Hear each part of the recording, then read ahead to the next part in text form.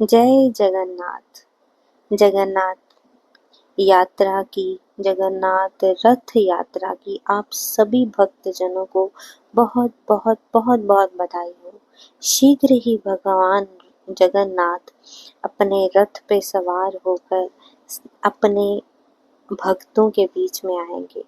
कितना खुशी का, कितना कितना उल्लास से भरा हुआ वो क्षण होगा जब वो अपने भक्तों के बीच में आएंगे। आपने देखा है कि उस वक्त सारे भगत कितने उल्लास में होते हैं, कितने कितने भाव से भरे होते हैं। भगवान तो भाव से ही रीझ जाते हैं। भगवान को कुछ नहीं चाहिए, आपकी धन दौलत कुछ नहीं चाहिए। वो तो एक फूल पत्ते से भी रीझ जाते हैं, उनको कुछ नहीं चाहिए। भगवान जगन्नाथ की विशेषता पता क्या है? वो अपने भक्तों के लिए अपने मंदिर से बाहर आते हैं। आपने देखा ना कि सारे भगवान अपने मंदिर में विराजमान है। कोई भगवान ऐसे अपने भक्तों को दर्शन देने के लिए बाहर नहीं आते। फिर भगवान सब कुछ अपना अपने भक्तों को सौंप देते, तुम जिधर लेके चलोगे मैं चलूंगा। जिधर जिधर सारे भक्त लेके जाते हैं, भगवान झूमते हुए उनके पीछे पीछे चलते हैं। कितना आनंद से भरा हुआ होता है। ऐसे लगता है भगवान अपने खजाने के दरबार खोलकर हम भक्तों के बीच में आ गए और लुटाते जा रहे हैं, ये भी ले लो वो भी ले लो। कितना सुख का क्षण होता है। उस वक्त हर भक्त को लगता है कि बस मेरी मेरी सारी इच्छाएं पूरी हो गई।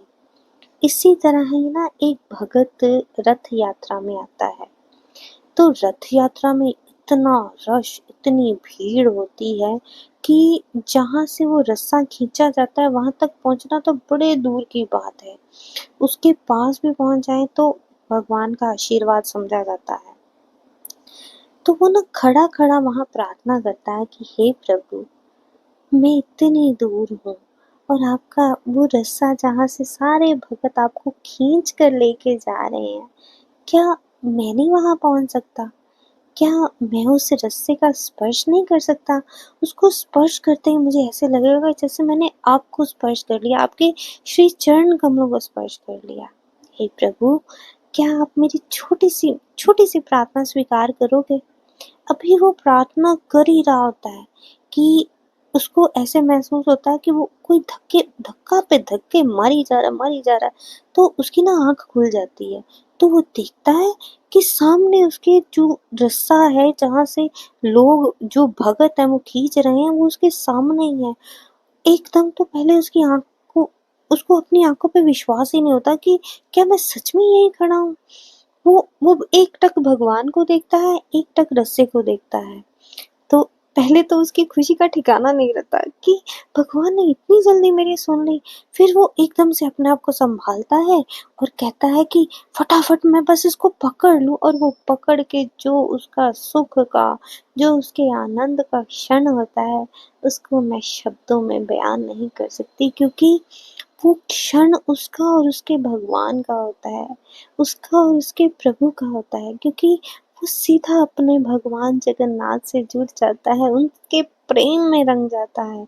जिस तरह वो रंगा, जिस तरह उसका प्रेम की पुकार सुनी, भगवान ऐसे सबकी पुकारें सुनते हैं और झट से सुनते हैं। ये बात भाव की है कि आप अपने भगवान से भाव से कितना जुड़े हो, भगवान से कितना प्रेम करते हो, क्योंकि वो किसी चीज के भूखे नहीं है, वो तो सिर्फ प्रेम के भूखे हैं। तुम एक बार उनको प्रेम से पुकारोगे तो वो दौड़े चले आएंगे। जब कभी दुख का क्षण हो ना, जब लगे कोई नजर नहीं आ रहा, तो एकांत में बैठ के सिर्फ एक बार उनको पुकार के कहना, सभी दुख दूर हुए जब से तेरा नाम लिया, ब्रज के नंद लाला, राधा जू के सांवरिया,